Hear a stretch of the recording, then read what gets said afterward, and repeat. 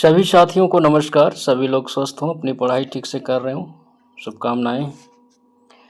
तो आइए, आज की क्लास में आपका स्वागत है। और आज जो हम लोग पढ़ेंगे तो ये है, कल हम लोगों ने जो पढ़ा था तो हड़प्पा संस्कृति में जो है, हड़प्पा संस्कृति के विषय में, इसके नामकरण के विषय में और हड़प्पा संस्कृति का काल निर्धारण, इसके विषय में, और हड़प्पा संस्कृति का विस्तार हम लोगों ने पढ़ लिया था। सिंधु सभ्यता के निर्माता कौन थे, इसके विषय में हम लोगों ने जान लिया था। सुमेरियन सभ्यता और सिंधु सभ्यता में अंतर और समानताएं, ये भी हम लोगों ने पढ़ लिया था। और सिंधु सभ्यता और वैदिक सभ्यता में जो समानताएं, अंतर हैं, वो भी हम लोगों ने पढ़ लिया था। तो आज जो हम लोग शुरू करेंगे, सिंधु सभ्यता के प्रमुख स्थल। तो इसके प्रमुख स्थल कौन कौन है और वहाँ से कौन सी चीज़ें क्या मिला है, उसके विषय में हम लोग जानेंगे। तो आइए देखते हैं हड़प्पा सभ्यता के प्रमुख स्थल, जिसमें हड़प्पा के विषय में हम लोग आज पढ़ेंगे। पाकिस्तान के पंजाब प्रांत में स्थित साहिवाल जिला, जिसे मोंटगोमरी जिला भी कहते हैं, ये रावी नदी के बाएं तट पर स्थित है। ये पीजीटी 2000 में पूछा गया था कि जो हड़प्पा है रावी नदी के किस तट पर स्थित था, तो ये रावी नदी के बाएं तट पर स्थित था। तो हड़प्पा जो है पंजाब प्रांत के साहिवाल या मोंटगोमरी जिला, रावी नदी के बाएं तट पर स्थित है। हड़प्पा के विषय में सर्वप्रथम जानकारी 1826 ईस्वी में चार्ल्स मेंशन ने दिया था। तो हड़प्पा के विषय में जो सर्वप्रथम सबसे पहले जानकारी 1826 में चार्ल्स मेंशन ने दिया था।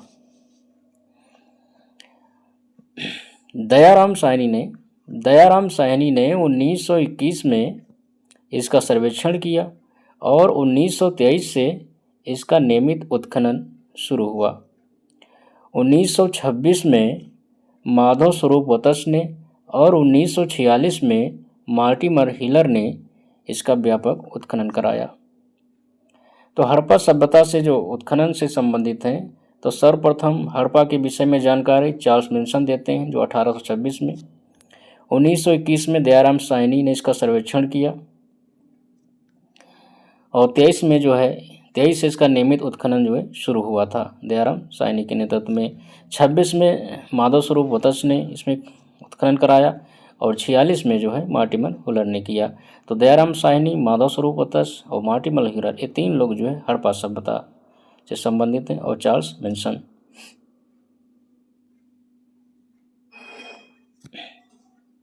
आगे देखिए, हड़प्पा से प्राप्त दो टीले, एक तो पूर्वी टीला, जो दो टीले मिले उसमें एक को पूर्वी टीले को नगर टीला कहा जाता है, और दूसरा जो है पश्चिमी टीला है, तो पश्चिमी टीले को दुर्ग टीला कहा जाता है। मतलब पूर्वी टीले को नगर टीला और पश्चिमी टीले को दुर्ग टीला के नाम से संबोधित किया गया है। दुर्ग टीले को व्हीलर ने माउंट एबी नाम दिया है। तो जो दुर्ग टीला है, जो पश्चिमी टीला है, जिसे दुर्ग टीला कहते हैं, उस टीले को व्हीलर ने माउंट एबी नाम दिया है। यहाँ से छः की दो पंक्तियों में निर्मित कुल 12 कक्षों वाले एक अन्नागार का अवशेष मिला है। तो हड़प्पा से जो है 6 की दो पंक्तियों में निर्मित कुल 12 कक्षों वाले एक अन्नागार का अवशेष मिला है। आगे देखिए, हड़प्पा के सामान्य आवास क्षेत्र के दक्षिण में, जो हड़प्पा का जो सामान्य आवास क्षेत्र है उसके दक्षिण में एक कब्रिस्तान मिला है, जिसे समाध R37 नाम दिया गया है। तो हड़प्पा का जो सामान्य आवास क्षेत्र है उसके दक्षिण में एक कब्रिस्तान मिला है, जिसे समाध R37 नाम दिया गया है। आगे देखिए, हड़प्पा से कर्मचारियों के आवास मिले हैं, दस्तकारी मंच मिला है, बर्तन पर मछुआरे का चित्र मिला है, शंख का बना हुआ बैल मिला है, स्त्री के गर्भ से निकला हुआ पौधा जिसे उर्वरता की देवी माना गया है मिला है, पीतल का बना हुआ इक्का मिला है, ईंटों के वृत्ताकार चबूतरे मिले हैं, गेहूं और जौ के दाने मिले हैं, 2 कमरों वाले बैरक मिले हैं जो मजदूरों के रहने के लिए थे, कांसे की बैलगाड़ी हड़प्पा से ही मिलती है, कांसे का दर्पण भी हड़प्पा से मिलता है, गरुड़ चित्रित मुद्रा भी हड़प्पा से मिलती है और पारदर्शी वस्त्र पहने एक मूर्ति भी हड़प्पा से मिलती है। तो ये जो है महत्वपूर्ण चीज़ें हैं जो हड़प्पा से मिली हुई हैं। आगे देखिए, सिंधु सभ्यता में अभिलेख युक्त मोहरें सर्वाधिक जो है हड़प्पा से मिली हैं। तो जो अभिलेख युक्त मोहरें हैं तो सर्वाधिक हड़प्पा से ही मिलती हैं। हड़प्पा से एक पंक्ति में 18 चबूतरे जिसमें लकड़ी की ओखली बनी हुई मिली हैं। तो हड़प्पा से एक पंक्ति में 18 चबूतरे मिले हैं जिसमें लकड़ी की ओखली बनी मिली हैं। तो ओखली जो है पहले समय में धान कूटने के लिए बनाई जाती थी। तो शायद धान कूटने के लिए जो सामूहिक रूप से धान या कूटे जाते होंगे। तो 18 जो है लकड़ी की बनी हुई ओखली मिली हड़प्पा से। हड़प्पा में जो सभी भवन हैं, जो उसमें भवन बने हैं, तो उनके जो दरवाजे हैं वो उत्तर दिशा में नदी की ओर थे। तो हड़प्पा में भवनों के जो दरवाजे थे उत्तर दिशा में नदी की ओर थे। हड़प्पा के अवशेषों में दुर्ग, रक्षा प्राचीर, निवास गृह, चबूतरे और अन्नागार, ये जो महत्वपूर्ण चीज़ें हैं जो वहाँ से मिले हैं। हड़प्पा नगर 5 किलोमीटर की परिधि में स्थित था। हड़प्पा के दुर्ग उत्तर से दक्षिण 415 मीटर लंबा, जो हड़प्पा का जो दुर्ग है वो उत्तर से दक्षिण 415 मीटर लंबा और पूर्व से पश्चिम 195 मीटर चौड़ा था। तो ये जानकारी हड़प्पा के विषय में थी। अगला देखते हैं। अगला स्थल जो है वो है मोहनजोदड़ो। मोहनजोदड़ो को जो है प्रेतों या मृतकों का टीला कहा जाता है। सिंधी में जो है, सिंधी भाषा में इसका शाब्दिक जो अर्थ है वो मृतकों का टीला है। यह सिंध के लरकाना जिले में सिंधु नदी के दाहिने तट पर स्थित है। तो जो मोहनजोदड़ो है यह सिंध के लरकाना जिले में सिंधु नदी के दाहिने तट पर स्थित है। सिंध मतलब पाकिस्तान है ना। तो पाकिस्तान के लरकाना जिले में सिंध नदी के दाहिनी तट पर जो है मोहनजोदड़ो स्थित है। इसका उत्खनन जो है क्षैतिज उत्खनन किया गया था। इसका उत्खनन जो हुआ था वो क्षैतिज उत्खनन हुआ था। मोहनजोदड़ो से एक विशाल स्नानागार मिलता है जिसका जलाशय दुर्ग के टीले में है। यह 11.89 मीटर मतलब 39 फुट लंबा, 7.01 मीटर चौड़ा और 2.44 फुट गहरा था। 2.44 मीटर या 8 फुट जो है गहरा था। इसमें जो उतरने के लिए जो सीढ़ियां हैं वो उत्तर और दक्षिण की ओर सीढ़ियां बनी हुई हैं। तो इसमें उतरने के लिए जो सीढ़ियां थी उनकी दिशा जो है उत्तर और दक्षिण की ओर थी।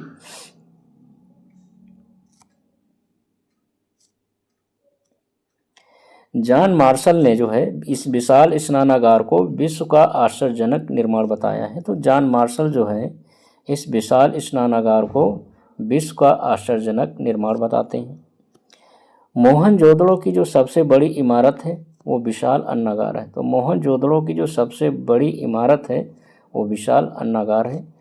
जो यहाँ से जो मोहनजोदड़ो से जो अन्नागार मिला है वह 45.71 मीटर लंबा और 15.23 मीटर चौड़ा है। जो एक विशाल अन्नागार है जो गोदाम की तरह रहा होगा और जहाँ अनाज का भंडारण किया जाता होगा। मोहनजोदड़ो में उत्तर दक्षिण एवं पूर्व पश्चिम की ओर जाने वाली समांतर सड़कों का जाल बिछा था। तो जो मोहनजोदड़ो है यहाँ से उत्तर दक्षिण और पूर्व पश्चिम की ओर जाने वाली समांतर सड़कों का जाल बिछा मिला। मोहनजोदड़ो की जो मुख्य सड़क है, तो मुख्य सड़क की जो चौड़ाई थी 9.15 मीटर चौड़ी थी, जिसे राजपथ कहा गया। मोहनजोदड़ो की जो प्रमुख विशेषता है, तो प्रमुख विशेषताओं में उसके सड़कें भी शामिल हैं।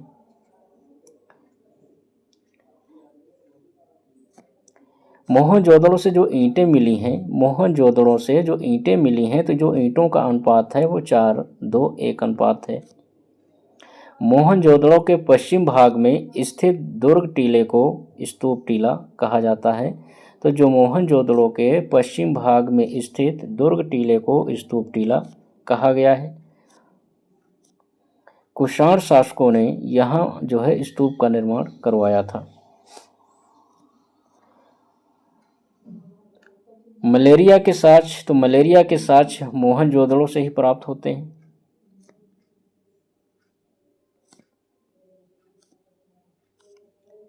मोहनजोदड़ो के पूर्वी टीले के यचार क्षेत्र से कांसे की नर्तकी की मूर्ति मिली है। तो मोहनजोदड़ो का जो पूर्वी टीला है और उसका जो यचार क्षेत्र है, उसे कांसे की नर्तकी की मूर्ति मिली है। सामूहिक नरकंकालों के अवशेष मोहनजोदड़ो से मिलते हैं। एक मुद्रा पर नाव का चित्रण भी मोहनजोदड़ो से मिलता है। एक मुद्रा पर नाव का चित्रण जो है मोहनजोदड़ो से मिलता है। आगे देखिए, यह क्षेत्रफल की दृष्टि से सबसे बड़ा नगर था।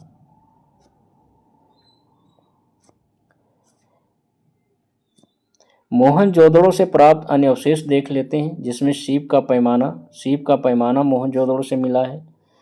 पुरोहितों का आवास मोहनजोदड़ो से ही मिला है। वर्गाकार सभा भवन जो है मोहनजोदड़ो से मिला है। महाविद्यालय मोहनजोदड़ो से मिला है। एक विशाल स्नानागार मोहनजोदड़ो से मिला है। 16 मकानों का बैरक मोहनजोदड़ो से मिला है।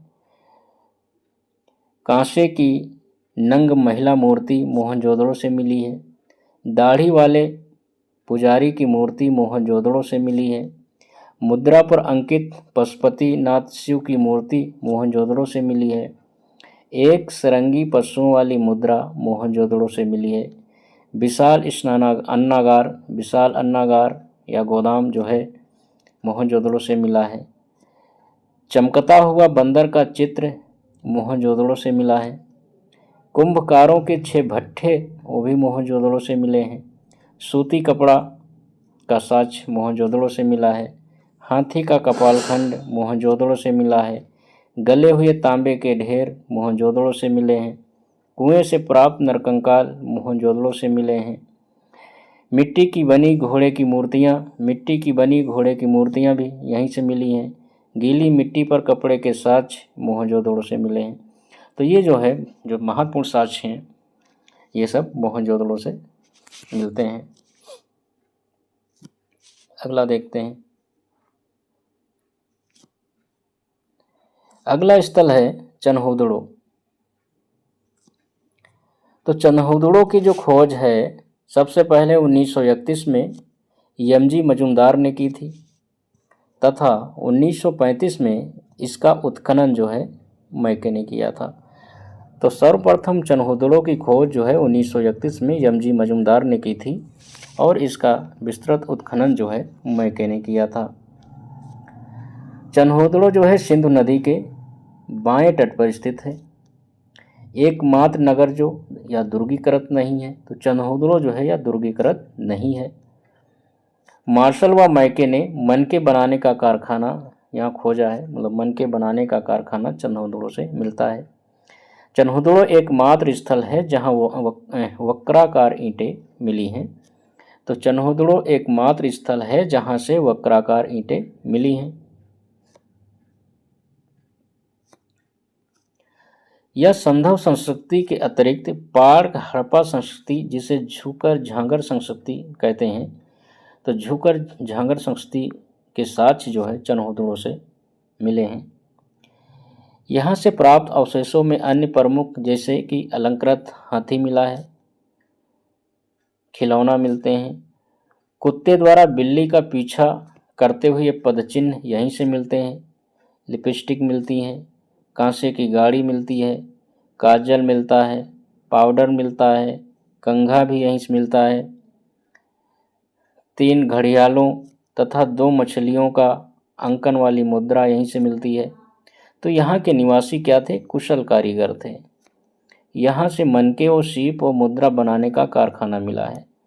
तो चनहौदड़ों के जो निवासी थे उन्हें कुशल कारीगर माना गया है और यहाँ से मनके, सीप, मुद्रा बनाने का कारखाना चनहौदड़ों से मिला है।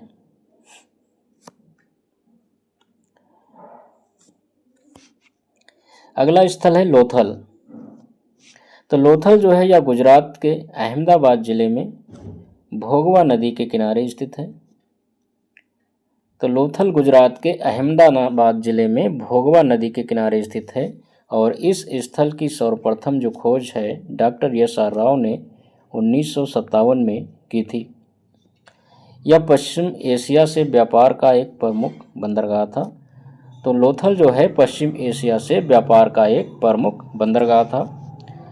लोथल में मकान के दरवाजे मुख्य सड़क की ओर हैं। तो लोथल में जो मकान बने हुए हैं उनके दरवाजे जो है मुख्य सड़क की ओर हैं।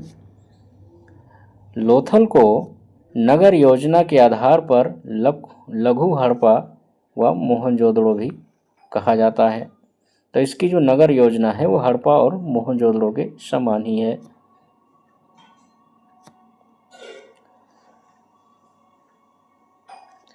लोथल में जो घर मकान जो बने मिले हैं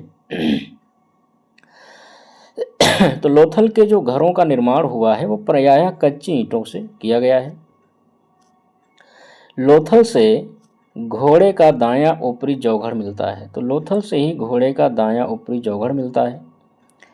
लोथल से फारस की मुद्रा या सील मिली है। पक्के रंग में रंगे हुए पात्र मिले हैं। मिस्र और मेसोपोटामिया से व्यापार के साक्ष्य जो है लोथल से मिलते हैं।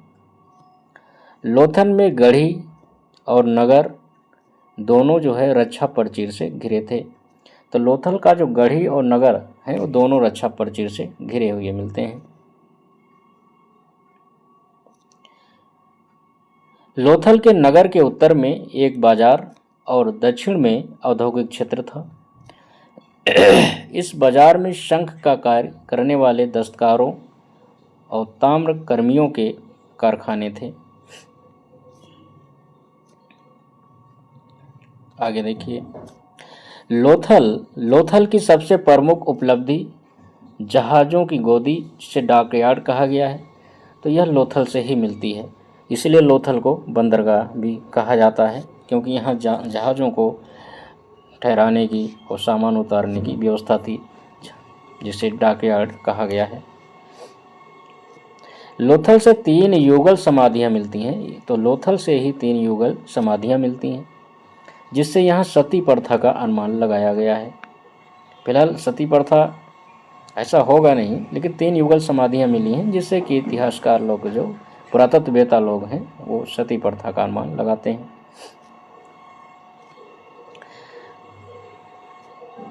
लोथल से यहाँ से प्राप्त अवशेषों में प्रमुख हैं जैसे कि बंदरगाह। तो लोथल से बंदरगाह मिलता है, धान चावल मिलते हैं, बाजरे का साक्ष्य मिलता है,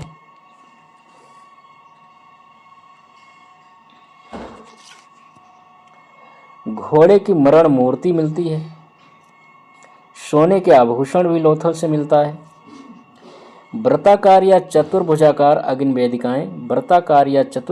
अग्निवेदिकाएं लोथल से मिलती हैं। शासक आवास लोथल से मिलता है। दिशा मापक यंत्र जो है लोथल से ही मिलता है। हाथी दांत का पैमाना जो है लोथल से ही मिलता है। शाहुल मिलता है।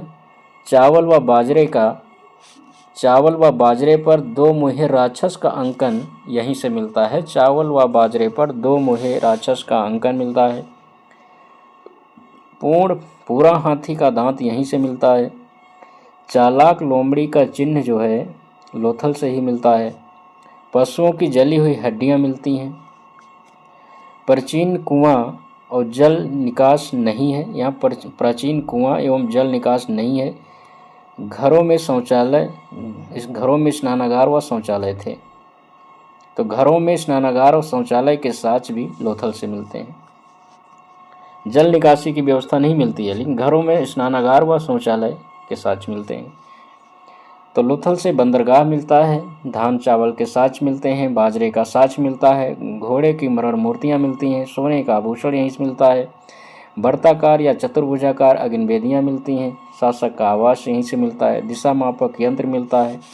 हाथी दांत का पैमाना मिलता है। शाहुल मिलता है। चावल व बाजरे पर दो मुहे राक्षस का अंकन मिलता है। पूर्ण हाथी का दांत मिलता है। चालाक लोमड़ी का चिन्ह मिलता है। पशुओं की जली हड्डियाँ मिलती हैं।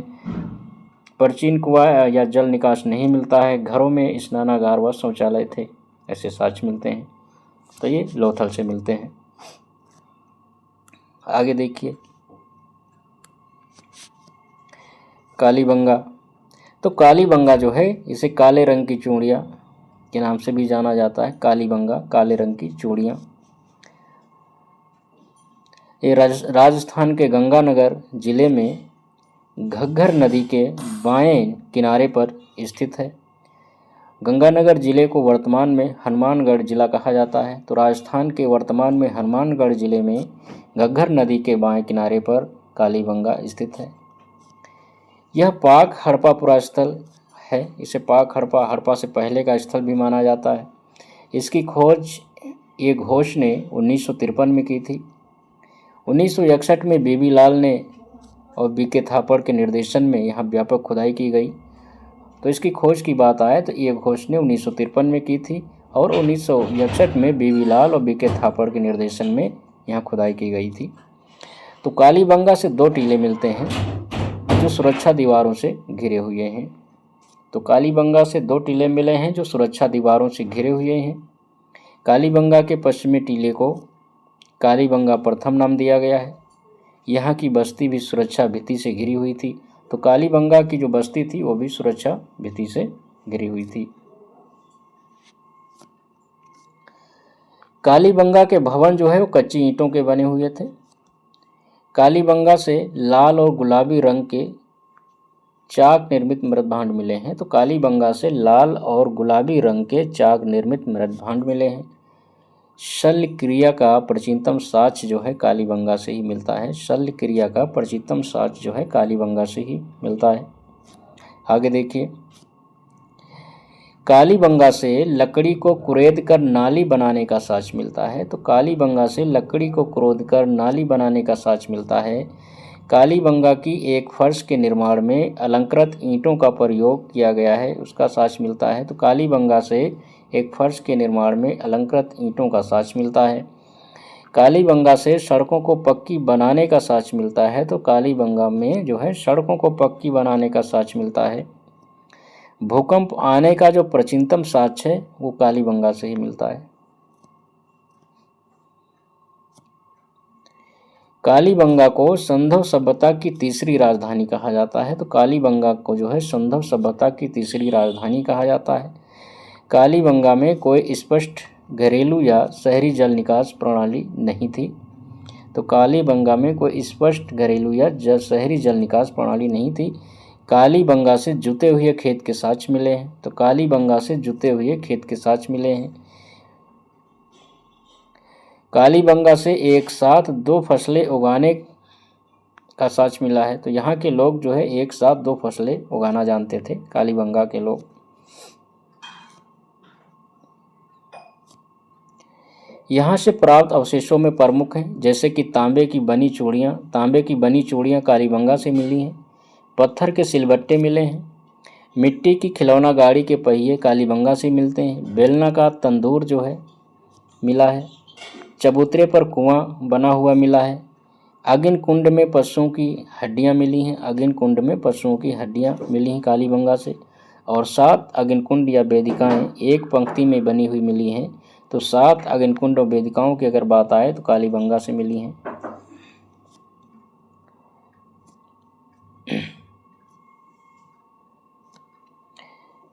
कालीबंगा से आवास के दक्षिण में कब्रिस्तान मिला है। तो आवास के दक्षिण में कब्रिस्तान मिला है, जिसमें शवों के अंत्येष्ट संस्कार है। 3 विधियों के साथ मिलते हैं। एक तो पूर्ण समाधिकरण, दूसरा आंशिक समाधिकरण और दाह संस्कार के प्रमाण यहाँ से मिलते हैं। कालीबंगा से पाक संधव काल के 5 निर्माण स्तरों की जानकारी मिलती है। तो कालीबंगा से पाक संधव काल के 5 निर्माण स्तरों की जानकारी मिलती है। तो इस प्रकार से हम लोगों ने कालीबंगा को भी कंप्लीट कर लिया। अगला स्थल है बनवाली।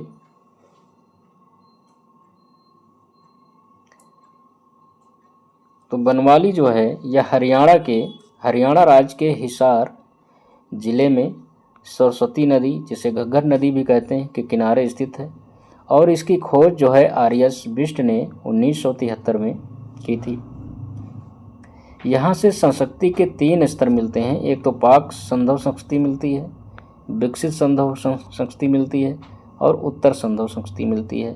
तो बनवाली से यहाँ से 3 सांस्कृतिक स्तर मिलते हैं। बनवाली में भी जल निकास प्रणाली का अभाव मिलता है। यहाँ की सड़कें नगर को तारांकित स्टार सेपेट भागों में विभाजित करती थी। तो बनवाली की जो सड़कें हैं वो तारांकित भागों में विभाजित करती हैं। यहाँ से मकान से धावन पात्र वाश बेसिन लगा मिला। यहाँ के मकानों में धावन पात्र मतलब वाश बेसिन लगा मिलता है। बनवाली के मकान से एक सोने, लाजवर्द और कार्नेलियन के मनके मिले हैं। तो बनवाली से बने मकान में वाश बेसिन मिला है, सोने और लाजवर्द और कार्नेलियन के मटके या मनके मिले हैं। तो बनवाली से प्राप्त अन्य अवशेषों में देखते हैं। यहाँ बनवाली से भी मकानों से अगनवेदियाँ मिलती हैं, मकानों में अगनवेदियाँ मिलती हैं।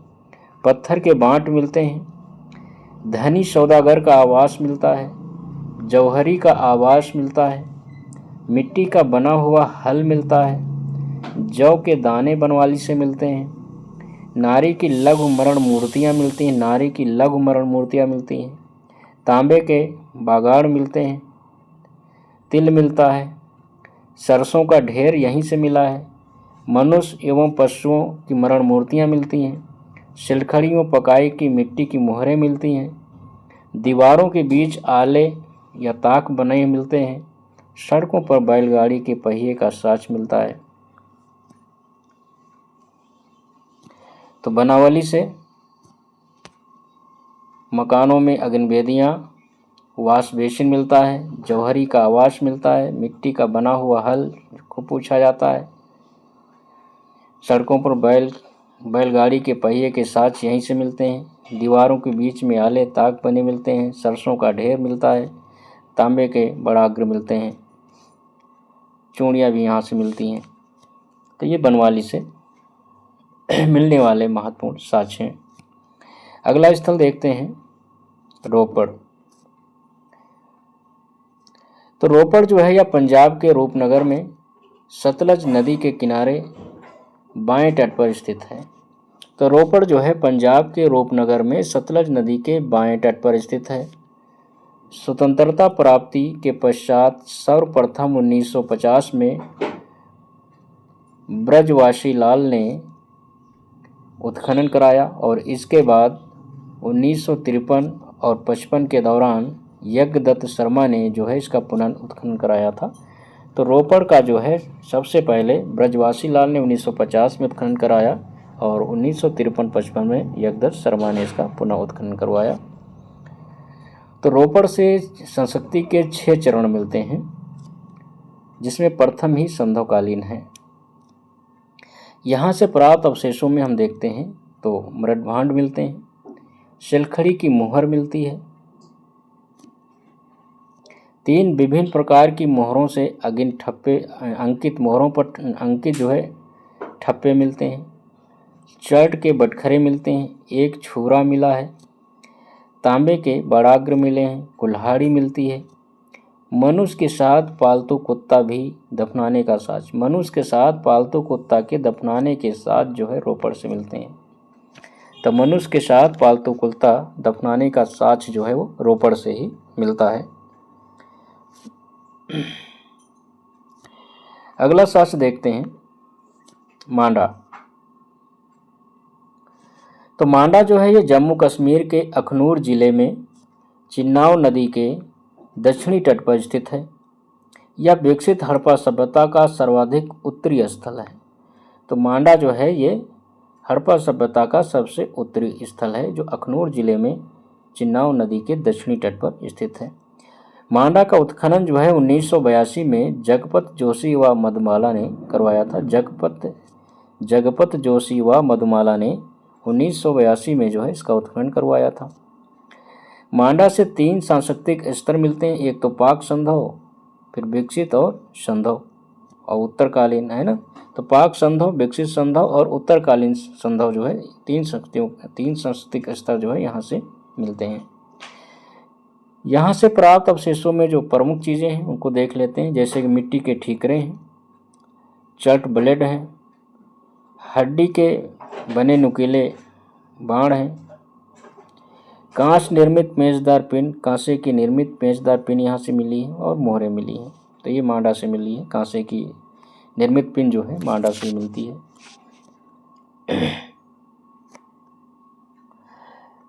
अगला देखिए, आलमगीरपुर। तो आलमगीरपुर स्थल जो है ये उत्तर प्रदेश के मेरठ जिले में हिंडन नदी जो यमुना की सहायक नदी है इसके तट पर स्थित है। तो आलमगीरपुर स्थल की खोज जो है 1958 में भारत सेवक समाज संस्था द्वारा की गई थी। इसका उत्खनन कार्य जो है यज्ञदत्त शर्मा द्वारा किया गया था।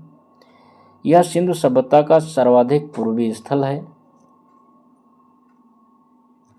और यहाँ सिंधु सभ्यता के जो है उत्तरकालीन अवशेष मिलते हैं। यहाँ से रोटी बेलने की चौकी मिलती है। तो रोटी बेलने की चौकी आलमगीरपुर से ही मिलती है। कटोरे के अनेक टुकड़े प्राप्त हुए हैं, मृत भांड मिलते हैं, मृत पिंड मिलते हैं और मनके मिले हुए हैं। यहाँ पर संधव लिपि के 2 अक्षर अंकित हैं। जो मनका यहाँ से मिला है उस मनके पर जो है संधव लिपि के 2 अक्षर अंकित हैं उस मनके पे।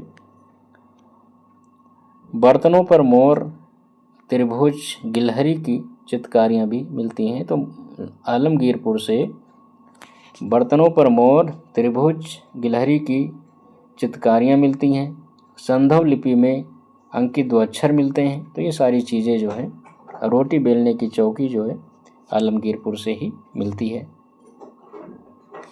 अगला स्थल देखते हैं, दैमाबाद। तो दैमाबाद जो है ये महाराष्ट्र के अहमदनगर जिले में प्रवर नदी के बाएं तट पर स्थित है। तो दैमाबाद जो है महाराष्ट्र के अहमदनगर जिले में प्रवर नदी के बाएं किनारे पर स्थित है। दैमाबाद जो है ये संधव सभ्यता का जो है सबसे दक्षिणी स्थल है।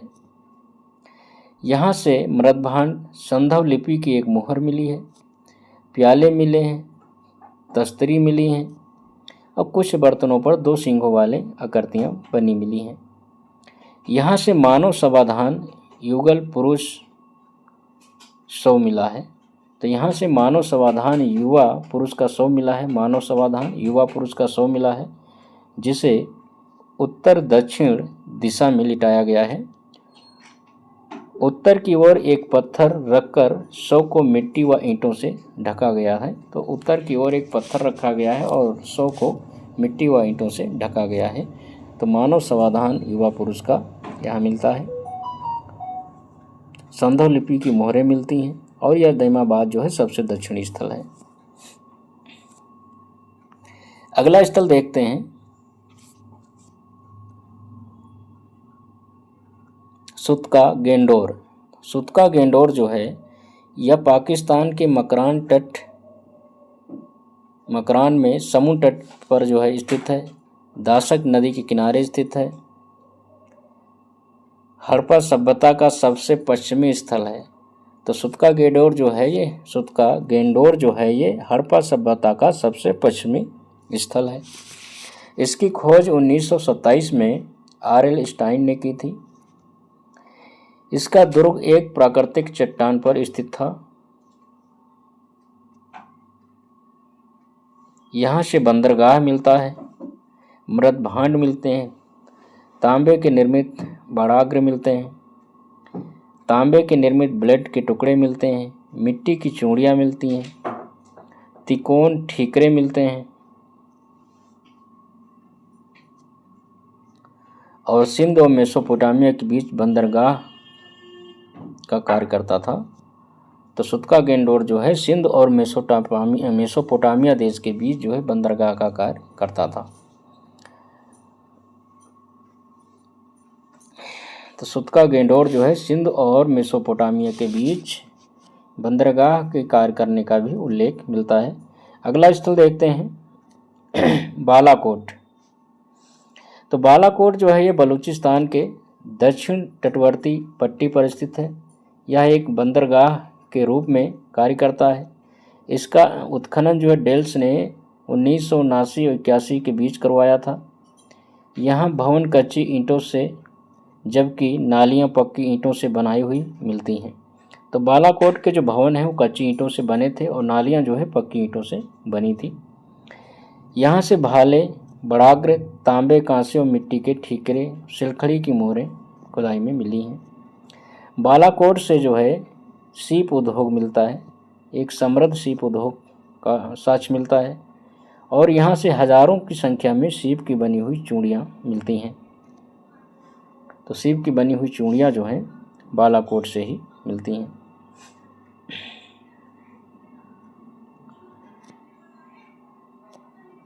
अगला स्थल देखिए अल्लादीनो। तो अल्लादीनो जो है सिंध तथा अरब सागर के संगम से करीब 16 किलोमीटर उत्तर पूर्व में स्थित है। 1982 में फायर सर्विस ने इसका उत्खनन करवाया था।